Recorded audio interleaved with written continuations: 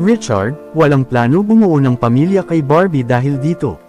Mainit na pinag-uusapan ngayon ang naging pahayag ng aktor na si Richard Gutierrez tungkol sa tunay na estado ng kanyang relasyon kay Barbie Imperial, lalo na pagdating sa usaping pagbuo ng pamilya.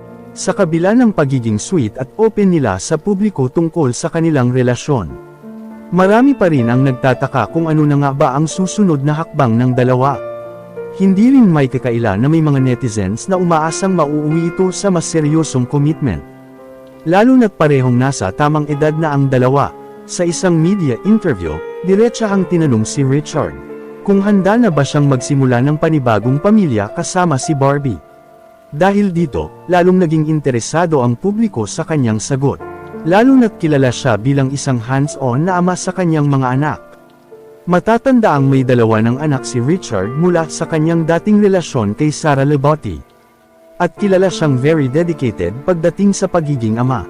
Kaya naman hindi nakapagtataka kung bakit maingat siya sa mga susunod na desisyon sa kanyang personal na buhay. At dito na nga niya ibinunyag ang totoong dahilan kung bakit wala pa siyang planong bumuo ng bagong pamilya. Sa gitna ng panayam, sinabi ni Richard na hindi pa ito ang tamang panahon dahil nakafocus pa siya sa kanyang kasalukuyang responsibilidad, lalo na sa kanyang mga anak. Ayon sa kanya, family na ko malayo pa, minamanage ko pa yung isa kong family. Ipinunto niya na hindi biro ang responsibilidad bilang magulang, at nais muna niyang siguraduhin na maibibigay niya ang buong atensyon sa kanyang mga anak, bago magdagdag ng panibagong obligation. Bukod dito, inamin din ng aktor na abala siya ngayon sa kanyang career, partikular na sa kanilang proyekto na Blood vs. Duty.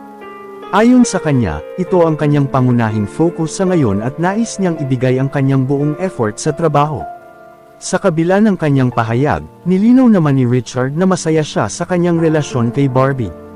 At inspirasyon niya ito sa kanyang buhay. Hindi man niya iniisip ang pagbuo agad ng pamilya, hindi naman ibig sabihin nito na wala siyang plano. Bagkus, nais lamang niyang gawin ang lahat sa tamang panahon. Samantala, ibinahagi rin ni Barbie ang kanyang magandang relasyon sa pamilya ni Richard, lalo na kay Annabel Rama. Ayon sa aktres, naging maalaga at mapagmahal sa kanya ang ina ng kanyang nobyo. At binigyan pa siya ng espesyal na regalo noong kanyang kaarawan. Sa ngayon, malinaw na mas pinipili ni na Richard at Barbie na mag-focus muna sa kanilang relasyon at mga personal responsibilidad. Para sa kanila, hindi kailangang madaliin ang mga bagay, lalo na kung ang usapan ay tungkol sa pamilya. Sa huli, ipinakita ng aktor na ang pagiging handa sa isang bagong yugto ng buhay ay hindi minamadali. At para kay Richard, ang tunay na pagmamahal ay marunong maghintay sa tamang panahon.